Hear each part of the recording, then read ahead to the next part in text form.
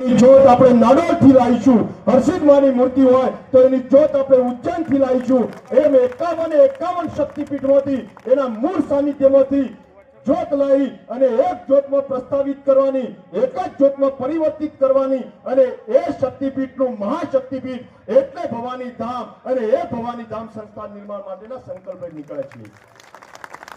થવું જોઈએ ને ભાઈ આવું ધામ આપણું સંકલ્પ લેશો ને આજે આપણી સંસ્થા બનવી જોઈએ, એમાં તન મન ધનથી સહયોગ કરશો।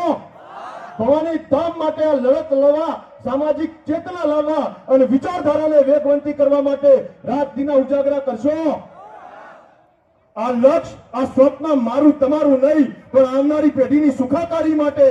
અરે આજે કદાચ 50-100 વર્ષે મારો પાકો કોણ થાય, મારો દેહ પડી જાય, પણ મારો દીકરો એ ધામથી સંકળાયેલો રહે, મારા દીકરાનો દીકરો પણ એ ધામથી સંકળાયેલો રહે।